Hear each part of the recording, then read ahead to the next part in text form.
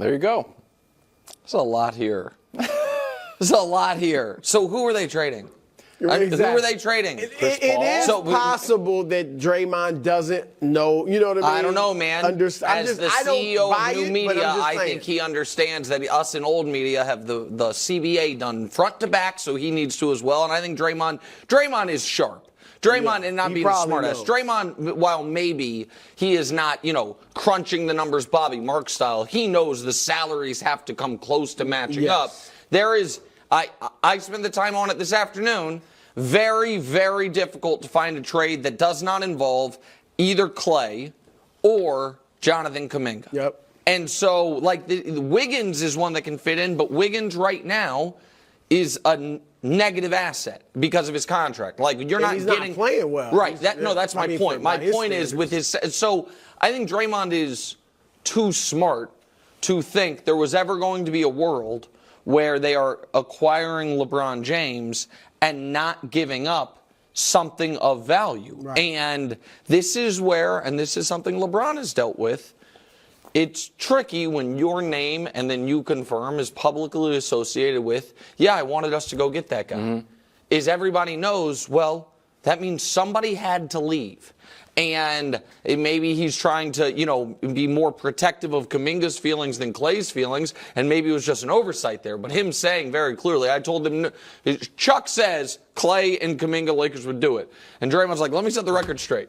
I told him Kuminga's untouchable. Right, and Clay's already going through his own, emotions of what this year has been and what his future is everywhere. So it's just, I don't want to say I don't believe him. I find this hard to believe, but it creates a messy situation for a team that was just trying to find its footing in Golden State. No, I agree. And I think Draymond, and you're right, it was maybe an oversight that he didn't mention Clay, but I do think he's doing some locker room management. Kuminga's actually a huge part of what we're doing now. He's averaged about 20 points over the last 2 months. He's a big part of this recent surge. We don't want him being unhappy, so let me say I didn't want him in it. But look, if I'm Golden State, now I know the Lakers are the ones that turned it down. I would go, if they could have got LeBron for Clay and Kuminga and some picks, absolutely. I don't think they would have had to give up picks. Well, but but Kuminga for LA, obviously he's not as good as LeBron, even still at this stage for LeBron. But going forward, Kuminga looks like he could become relatively special and like a nice second option to AD. So for the Lakers, that's not bad. And for Golden State, they have to forget about this future thing. You have to maximize Steph Curry's present. Correct. Period. All right? Because when Steph's gone, it's probably going downhill. That's generally how it works. Mm-hmm. With the Lakers, after Kobe was done and even late in his career, they had a downslide until LeBron got there. Generally, after you have a great run, you have a drought. All right? So they have to accept that.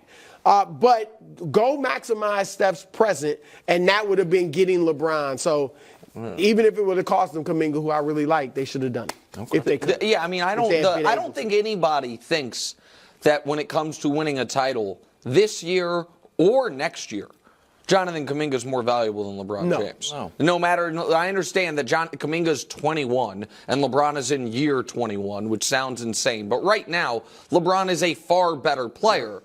And this is where the criticism of this feels unfair because they did win a title in the midst of it. I think they won a title despite it. But when they had those lottery picks, Kuminga and Moody were two of the youngest players in those drafts. Going with, Kuminga's been on the team 3 years now. He's 21. And he's just now showing what he could be.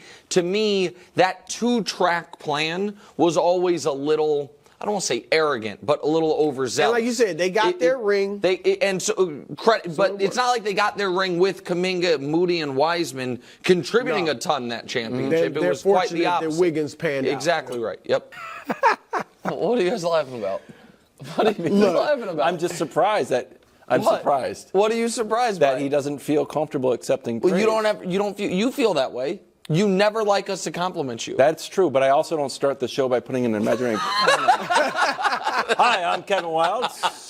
That's true. Okay, go ahead. Look, LeBron, I think he's been great at accepting praise. All right? And here's the thing, and you guys probably even remember this. LeBron is the one that made the MVP speech for the NBA MVP award a thing. Like before that, if you go back and remember, guys would, maybe be at their practice facility or before a game or something if they're still playing. I remember Duncan got one wearing like Birkenstocks and it wasn't as big of a, the league would have their people there and they would give you the award and you'd say a little something. LeBron, and he did a fantastic job, but LeBron made it a production. And then KD took the baton and had his, she's the real MVP speech. So that's accepting praise. And I think that was great for LeBron because I think it should be that type of moment. He had it at his high school. Yeah. Hundreds of people there. Yeah. So I think there's that. But farewell tour, I think the challenging thing for LeBron is that, look, most of these guys, Kobe averaged 17 points on like 36% shooting his last year. Dr. J had been in a little bit of a decline. Last year averaged 16. Kareem was 17, then 14, then 10. Like you could see it's over. That's all right, correct. right? And LeBron is still playing well enough where, if I'm him, I'm entering the season like, man, I don't know. Let's see how I do. Let's see how we do. Brew, that's my exact answer.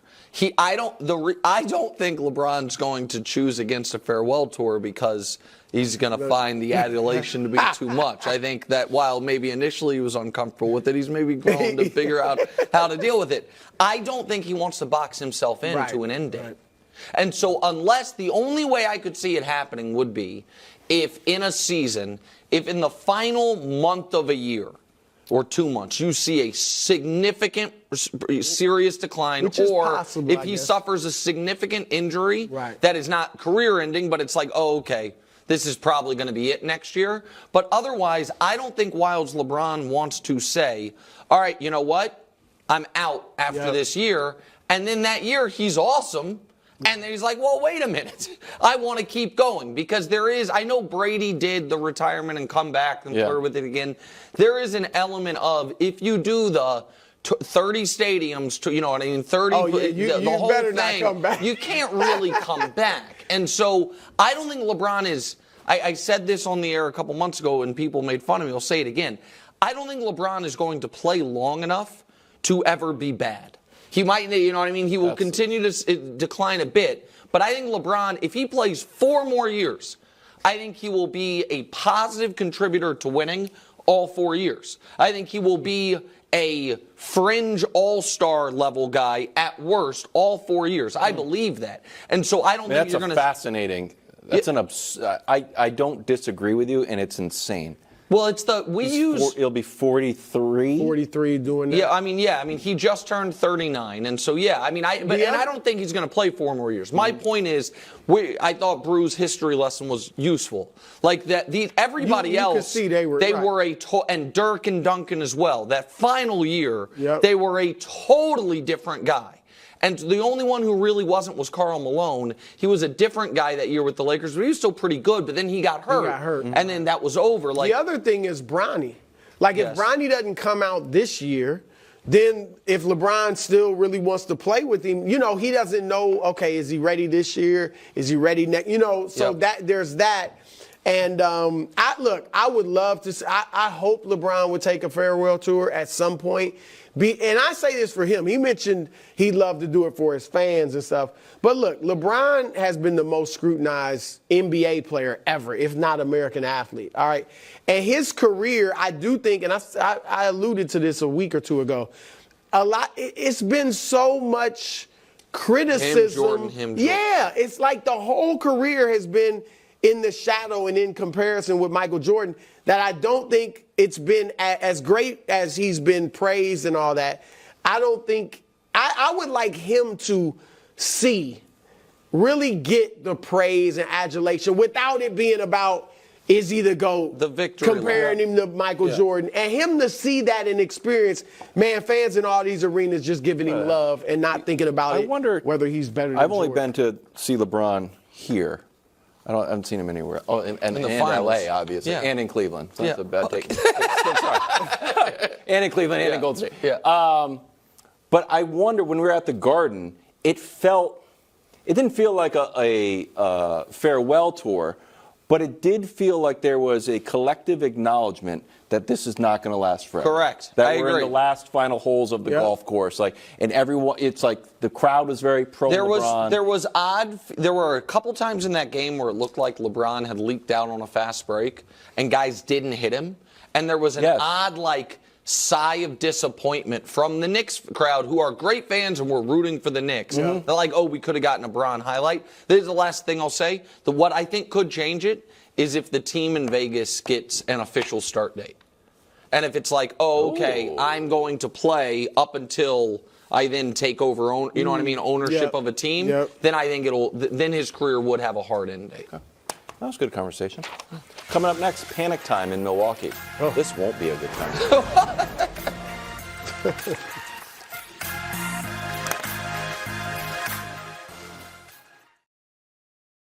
Thanks for watching. Subscribe here to get more from the show and to check out clips from other shows on FS1.